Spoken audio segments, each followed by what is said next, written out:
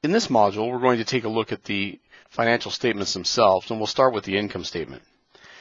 The income statement, as we've noted, is a statement of incomes or revenues and expenses covering a set period of time. It might be a month, quarter, a year, fiscal year, calendar year, fiscal period, calendar period. It's all dependent upon the nature of the firm and what the firm is seeking and how the firm is constructed. So revenues in this case would be virtually all revenues the firm has. Revenues from sales, revenues from service, revenues from other fees, possibly rent, royalty, etc. And similarly, expenses would be all of the firm's operational and non-operational expenditures. So as we look at this, we see that the financial statement is ordered. By that, there's a convention that says that we begin with revenues and list all the various revenues from various sources. Some of them aggregated into operational sections, some of them highly detailed. We then total revenues. We then begin to look at expenses.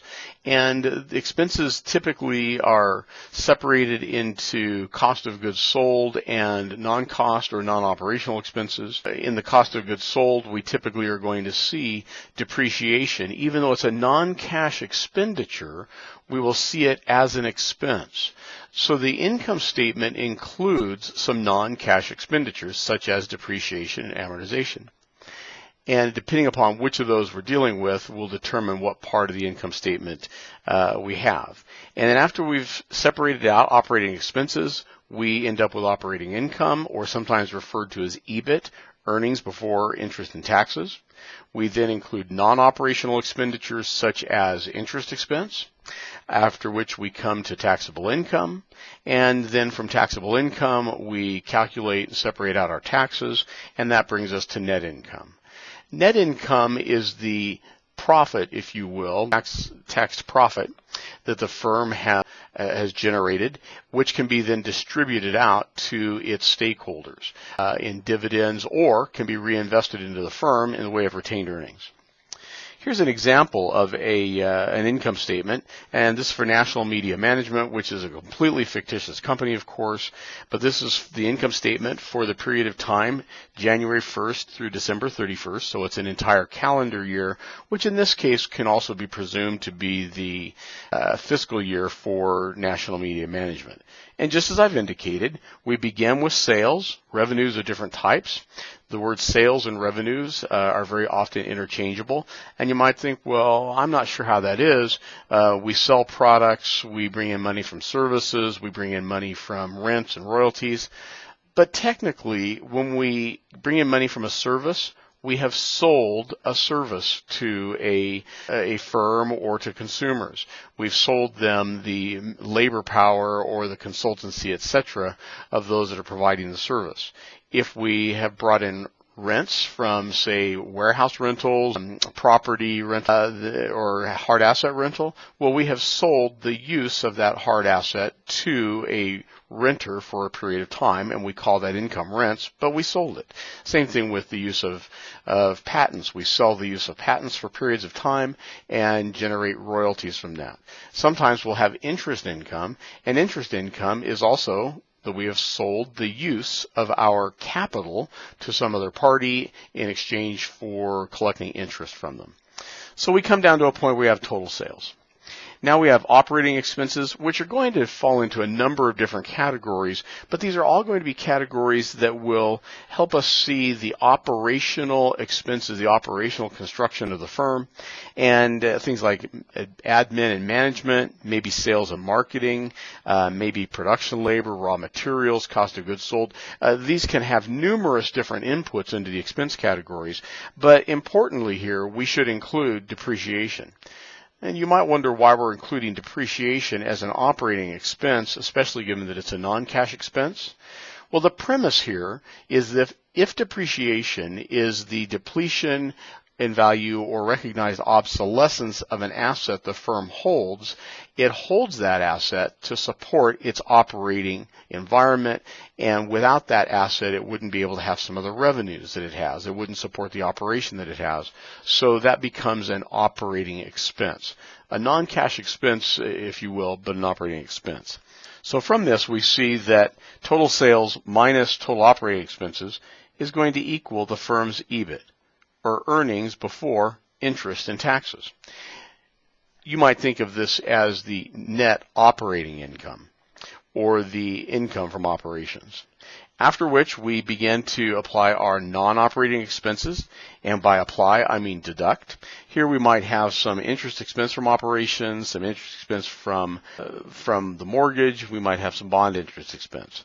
I've indicated this is interest expense from operations, but I've put it in the non-operational expenditures. Think about it this way.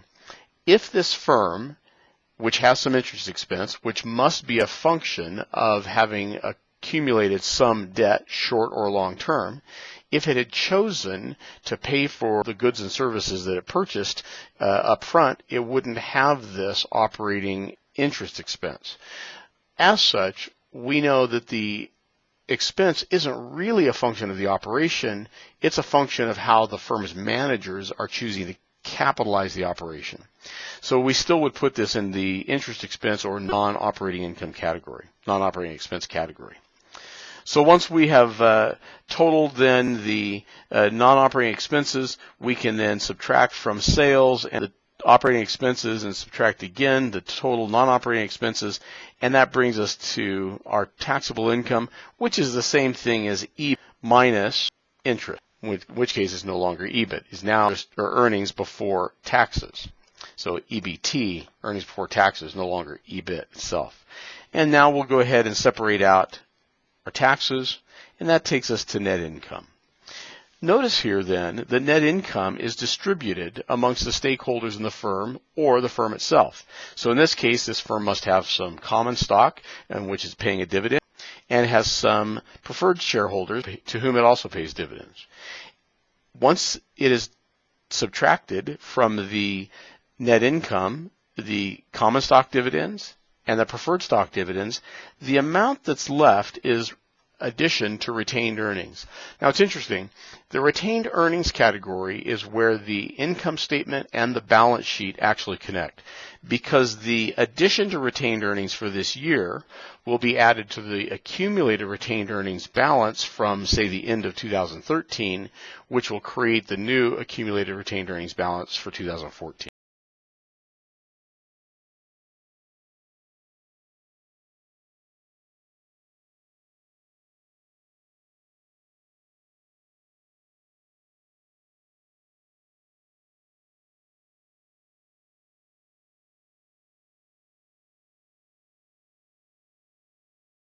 Think of a value that is thought of as maybe net worth, we technically call it shareholder equity, and it then helps the asset side of the statement balance out with the liabilities and owner's equity side of the statement that you'll see in a moment.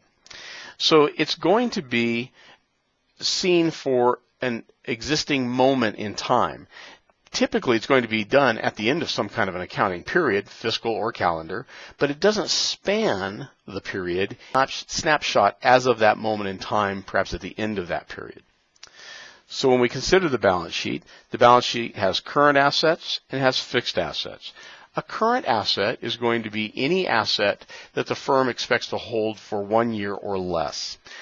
Cash, clearly, is a current asset. It's very liquid. Securities that the firm might hold that it can sell in the markets in less than a year would also be a current asset. And we say that because it can convert that current asset into cash within the time frame that we're considering here. And when I say 1 year, 1 year is the standard used by generally accepted accounting principles, or GAAP. Inventory. We suppose that most times a firm will not have inventory that it expects to keep for more than a year. It refreshes its inventory more often than that. It would be a very unusual firm that would have inventory that it expects to hold for more than a year. And so inventory is a current asset. Accounts receivable. An account receivable is also a current asset, and an account receivable is created when a firm sells a product or a service to a customer but does not collect cash for this immediately. Maybe it's given the customer 10-day terms or 30-day terms or 60-day terms, what have you. This is money that the customer owes the company because of product or services the customer bought from the company, but has not paid for those products or services yet. And typically, this will be thought of in less than a year as well. Now, there is a corollary here. There are notes receivable, and they would be long-term assets, and a note receivable would be because of products or services purchased by a customer, but that are not going to be paid for more than a year. Perhaps a little unusual for most businesses, but not all, and that would be up to the negotiating process between the firm and its customer. So long-term assets or fixed assets are thought of as property, plant, equipment. This is where hard technology would exist. This is where warehouses, offices, transportation vehicles, anything that you can think of as a hard asset that the firm is going to use for its operations, or possibly even not for its operations.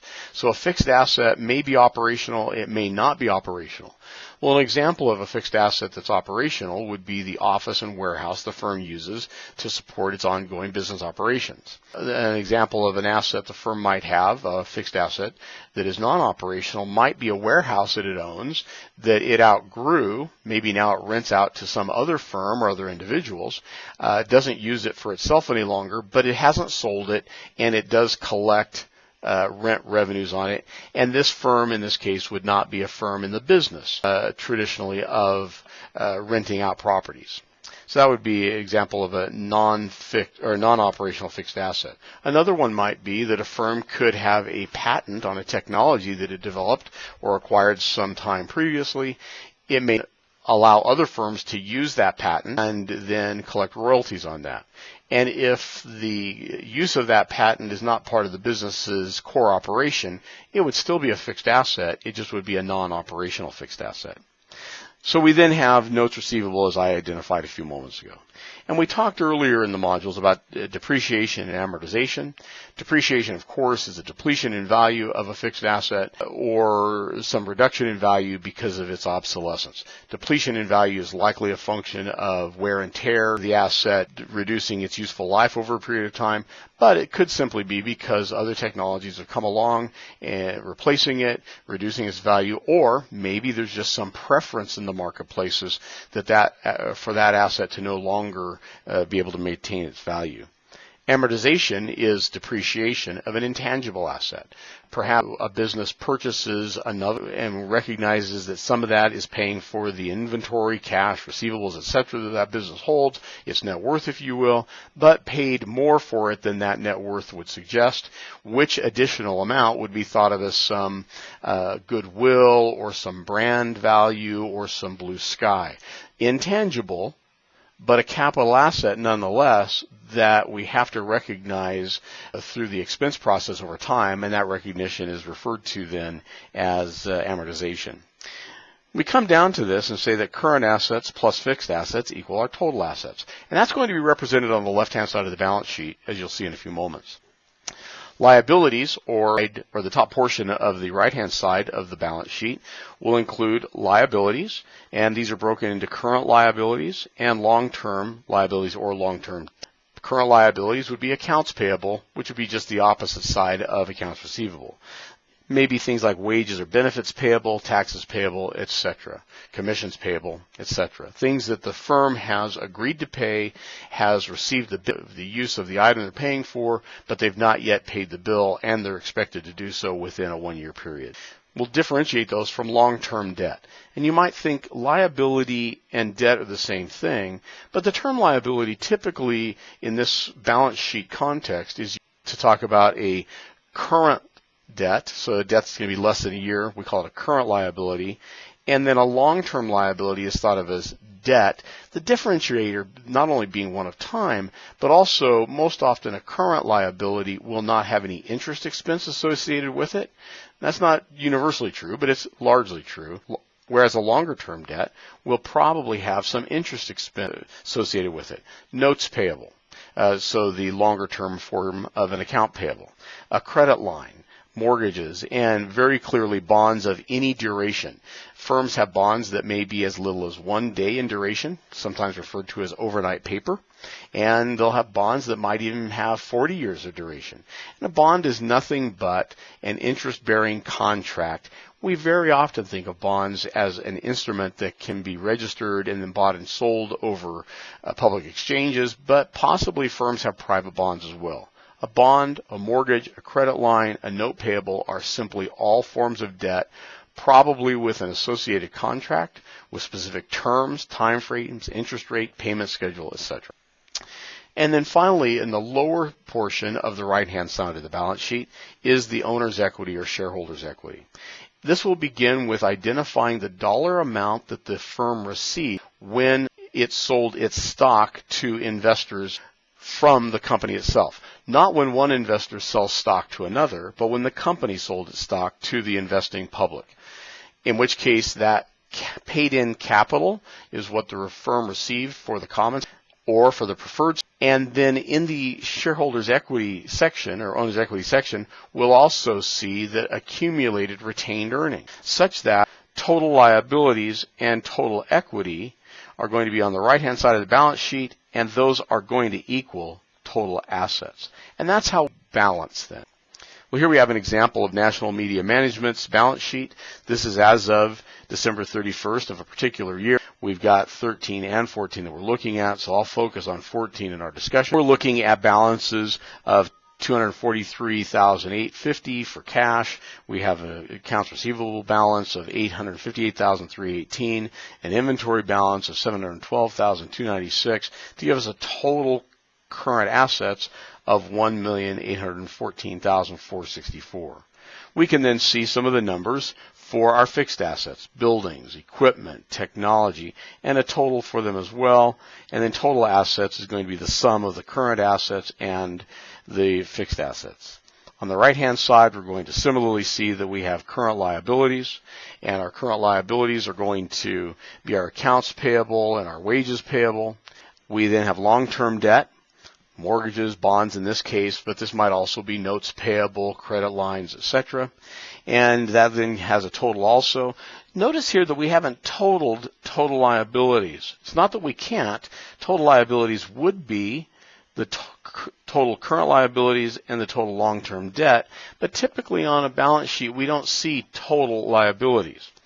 So following current liabilities and long-term debt, we have owner's equity, and our owner's equity is going to be paid in capital from common stock. So when this firm sold its common stock to the public, it raised $319,465.